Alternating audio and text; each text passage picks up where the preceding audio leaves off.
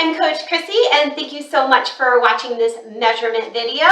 Make sure you like and subscribe so you don't miss anything valuable that I share with you. Also, if you don't have the measurement sheet, you can click the link below and get that, and it'll be delivered to you or instant download.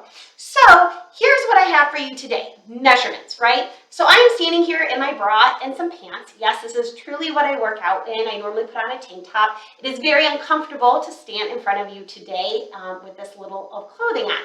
When you take your measurements at home, I do prefer that you are in nothing and or a bra and just underwear, and that's just so accuracy of the measurements. Never do it in bulky clothes. Also, you want to know when you're taking your measurements. You always want to do them first thing in the morning, right after you go to the bathroom, before you eat, shower, change, get ready, have that sip of coffee. Basically, you're going to go to the bathroom and then you're going to take your measurements.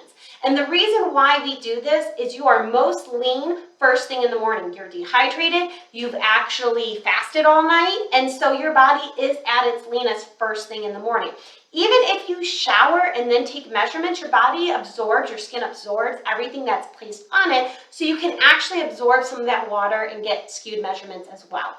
I also recommend that you always do it on a Friday or Saturday morning. And the reason why is most people will eat a cleaner or healthier diet Monday through Thursday night or Friday day. And then we tend to binge eat Friday night, Saturday, Sunday, and then we feel like crap Monday and we start it all over again.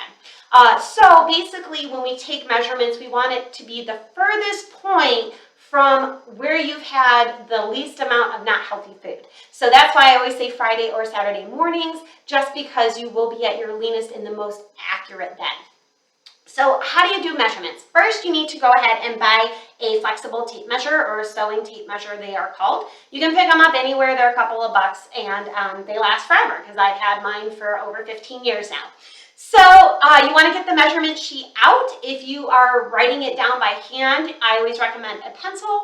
And then basically all you want to make sure you're doing is when you take your measurements, you want to make sure you're always in proper form. And what that means is depending on the measurement will depend on if your feet are together or if your feet are hip width apart. You also do not want to be slouching. You do not want to be bending your knees. You don't want to be rolling, trying to look at a measurement. So if you have somebody available who can help you, that is great. If you use somebody, you need to make sure it's the same person each time as well, because every person does measure just a little bit differently, okay? So basically, when you do the neck measurement, why do we measure the neck? The neck basically is just telling us how much water we're retaining in our system, and that's why I like it. But I'm going to show you up close just a little bit here. When we take a measurement, you do not want to squeeze it so tight that we're pinching the skin. So you can hear a little bit of change in my voice. You can see my skin is kind of indented there. You don't want to do that. You basically just want to hug the skin so it moves just a little bit, but it's not so much that you're squeezing into it because you want the accurate measurement, but you also don't want to leave room for errors. So you have to watch this inside thumb. That's really what's going to screw you, because a lot of people put that thumb right there and then they go, oh, this is my measurement. If my thumb is stuck in there, then I'm measuring my thumb along with my neck and any other place we measure. So what you're really going to want to do is make sure you're holding it above, and I kind of go above and over, and then I squeeze just a little bit, and then I write down that measurement. You want to do this in a mirror if you don't have somebody doing this for you. So that is how you do the neck. Next, we're going to go under the boobs. The reason why I say under the boobs and not during the boobs is because generally with women, when we lose weight, we lose our boobs.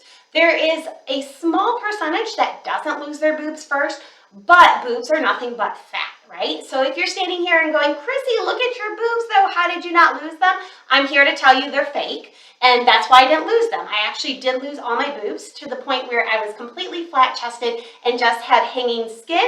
And so that to me was a issue. I didn't feel like feminine. I didn't feel feminine, and I didn't feel like myself. And I always had decent boobs. I wouldn't say they were huge, but they were decent, and so I made that decision.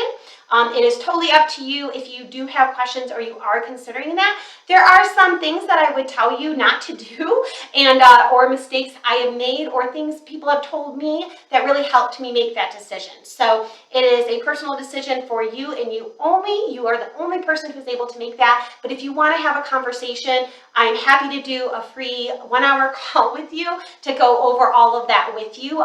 When you book the call, just make sure you put in the comments that you want to talk about implants. And I'm not a doctor, I'm not a surgeon, I am just a person who has implants and also had an issue with my first surgery on implants, and so I kind of want to tell you what not to do. So, onto the measurement video though, and that is why I have boobs. So I do recommend going underneath, so if you do have implants and or you start to lose weight from your boobs, you don't feel like, oh my gosh, I'm losing so much, and mentally it does something different. So we still want to see where that back fat is though, and that's why I say go under the boobs. Same thing, you don't want to squeeze so tight that it leaves an indent in the skin, but you do want to do just a nice little tug pull. Watch that thumb. Then for the lowest part of your waist, or the smallest part of your waist, naturally I'm going to pull my pants down just a little bit here so you guys can see. So naturally you can see I have this nice little bit here, and then it's a little bit thicker here, but you can see right here is kind of where it indents. And so I'm going to take that is my smallest waist point, and I make sure that the measurement or the tape measure is all nice and accurate. And then, like I said, if I pull, you can see where it kind of squeezes that back fat, and I'll kind of come a little bit closer. So you can see how that kind of squeezes it. So you don't want to squeeze it too much, but just tight enough to where you can get that accurate read. And like I said, put that thumb right over top of it so you kind of can see where that measurement is. Then, basically, that's the smallest part of your waist. Then I say 1 inch below the belly button. So that kind of tells us what our quote-unquote mom pouch is. If you're not a mom, you still have a gut, and that tells us what your gut is doing, because gut health is basically the second brain. And so we always need to know kind of, are you bloated? Are you not? Are you on your period? What's happening? What's going on with the gut, and is that decreasing? So to do that, if you have a bigger butt like me, it's a little bit harder, and you want to make sure it's very accurate. So I always try to line up my tape measure in the mirror first, and then I come over and it's 1 inch below. So it's going to be right above that hip bone, okay, or right where that hip bone meets, but just below that belly button. And if you're not sure what an inch is, this part of your finger is generally about an inch. So you can kind of just place that on your belly button and know that you go right there. Mine, I have it memorized because I've been doing this for so many years. The main thing about your hips when we do our hips is you want your feet together. You do not want to be looking down. You do not want to be looking sideways. All of this movement is hip movement, and it will change your reading every single week, or your measurement every single week. So the best way to do it is feet together, shoulders nice back and rolled, and then you're going to go ahead and take this measurement. Nice little squeeze, not too big of a squeeze. And look in the mirror once again for accuracy, and make sure that thumb is not tucked behind that measurement. Then we go to the right leg and left leg. I always look for a good point on the body to kind of make my measurements. So on my legs, if I actually didn't have pants on, I have a small birthmark, and that's how I always know where to actually measure on my legs. But it's the same thing when we shift our weight from leg to leg, it will change the measurement. So you want your feet just hip width apart, planted firmly on the floor.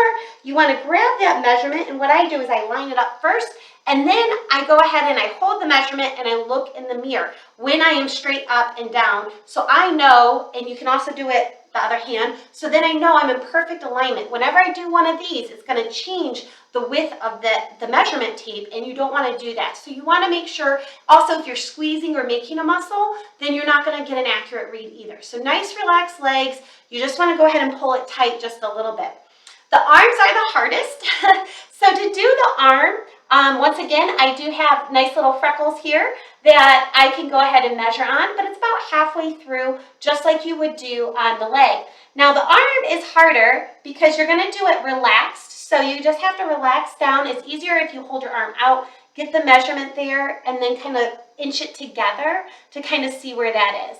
Now for flexed, it's much easier because you can go ahead and hold it and then just slightly pull that tape measure around, and you gotta kind of like inch it with your hands there to get it. But you can have somebody else do it for you as well. Just make sure it's always the same person each and every time.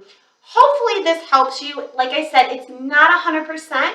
It's not a thing where you're gonna take it and put it into a calculator and say, oh my gosh, I'm this much BMI.